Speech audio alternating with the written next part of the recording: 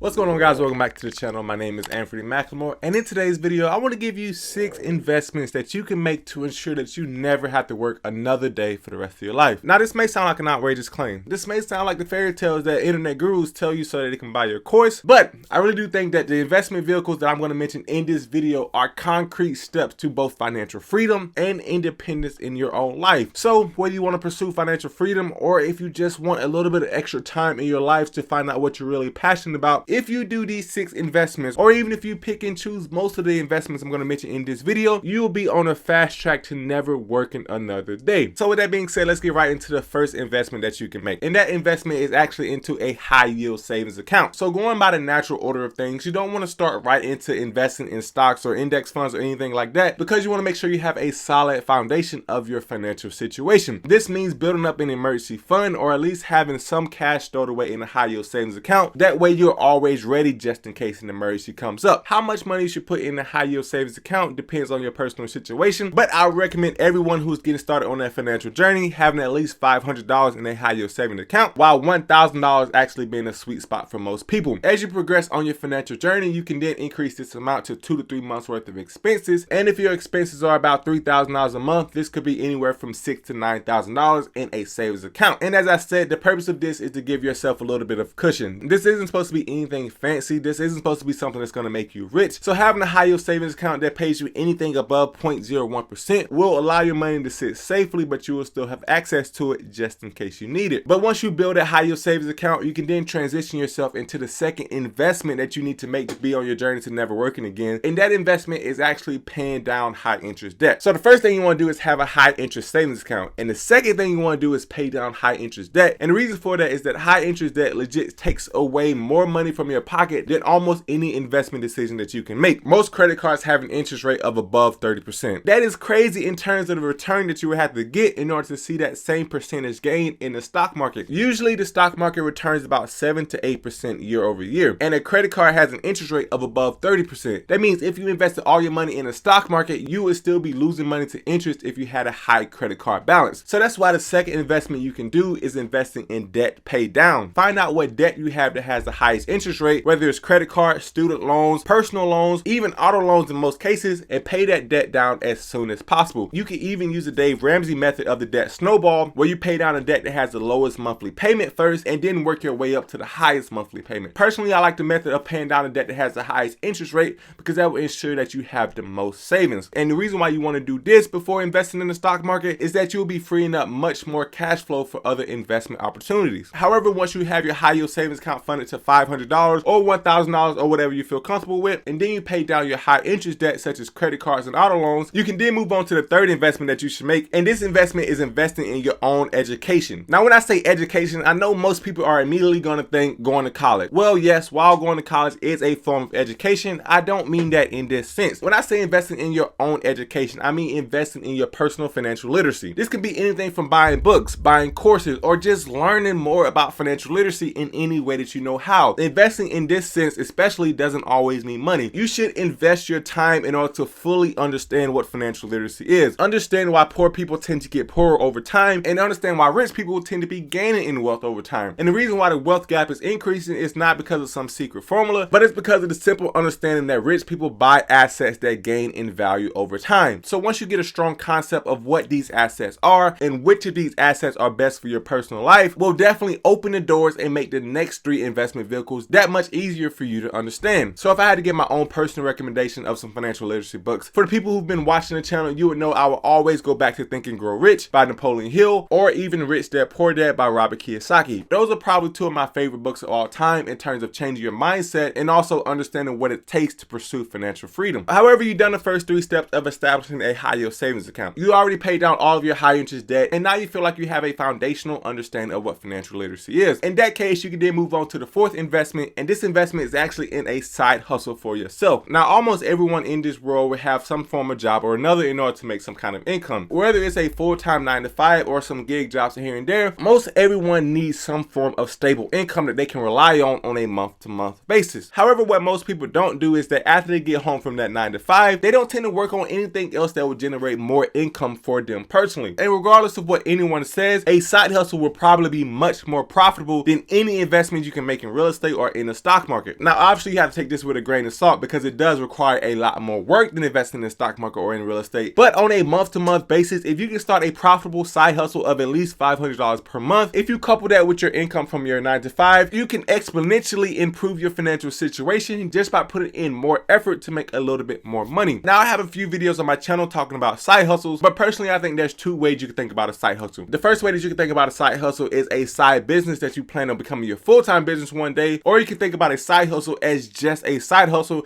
and just a way to make some extra money. So if we talk about just a side hustle, it could be anything from door dashing, car detailing, anything that you do on the weekends just to make a little bit of extra money, but you don't see yourself doing it full time, or you don't see it replacing your full-time income at all one day. However, if you have a side hustle like YouTube, for example, or anything that can exponentially increase and make you a lot of money, this could be something that could potentially replace your full-time income one day, and by working on it more in your free time, you're giving yourself a better chance of it actually replacing your income and you making more money from this side hustle. So I believe that starting a side hustle is something that you should do in the very beginning because it can help you with your debt pay down. It can help you build up your high interest savings account. It can help you buy books for financial literacy. It can do all these things while taking a little bit of the financial weight off your shoulders in terms of you wondering where the money is coming from. And this process can take anywhere from 6 to 12 months to build it up to being profitable. However, once it is profitable, from my experience, it will tend to continue bringing in passive income while you're working on other projects. And at the same time, while you're building this profitable side hustle, you can then move on to the fifth investment, and that investment is investing in index funds. Now, I'm going to go ahead and say in this video, I'm not going to be talking about investing in individual stocks because from my personal experience, investing in individual stocks exposes you to more risk while not promising a higher return. So to make this as simple as possible, I believe that everyone who's trying to build their financial situation and seek financial freedom should first choose to invest in index funds. They should build a portfolio around index fund. And basically what an index fund is a pool of hundreds of companies wrapped up all into one that you can buy for one price. So instead of trying to choose between Apple, Microsoft, Coca-Cola, or Tesla, you can buy all of these companies all at once for one price and not have to worry about if one is doing better than the other. And the reason for this is that picking and choosing individual companies exposes you to more risk while not giving you a higher return. It is more risky for you as an individual investor to try to decide whether Pepsi would do better than Coca-Cola, whereas you can just buy both of them in an index fund and ride the wave of the economy. Yes, it's not as fancy as investing in individual stocks, but your return will be much better over the long term, and you'll probably be a little bit less stressed and not have to check your portfolio every single hour. So building an index fund portfolios is one of the easiest and most efficient ways to get started in the stock market. So do all the other steps first and then start funneling every single dollar you have in an index funds. They have been proven to be a slow growing but effective method of investing your money. And then once you have a good sum of money in index funds, whether it's $10, $50, or $100,000 in some cases, you can then move on to investing in real estate. And my personal favorite investing strategy for real estate is investing in long-term rental properties. The reason why I like long-term rental properties so much is that you benefit in 4 categories from long-term rentals. If you buy a rental property and you put a mortgage on that rental property, once you put a tenant in that rental property, that tenant will be paying down your mortgage on a month-to-month basis, so you'll be benefiting from those principal pay downs from that tenant living in your property. And at the same time of that tenant paying down your mortgage, that house will also be increasing in value over time in a term called appreciation. And once appreciation is happening, you will then be benefiting from this rental property in the terms of tax savings in the form of depreciation of that asset that you can use to save money on what you have to pay to the government come tax time. And the last way you can make money is through the form of cash flow, which is the amount that your tenant pays above the mortgage payment and all the expenses included. You get whatever's left over in the form of pure profit to put towards other investments. Once you buy a rental property, you can expect cash flow itself to be anywhere from $100 to $200, and you couple this with your side hustle and your index funds, and now you have a formula where all you have to do is contribute more money every single month, and somewhere down the road you will be financially free and not have to work another day for the rest of your life. So if you enjoyed this video, or if you found any kind of value in this video, I really appreciate if you hit that like button for your boy. If you want to get started on your financial freedom journey by getting a couple free stocks, then use the public link in the description below, where if you sign up, you'll get a free fractional share of a stock of your choosing. However, I hope you did find value in this video, and I'll see you in the next one, guys.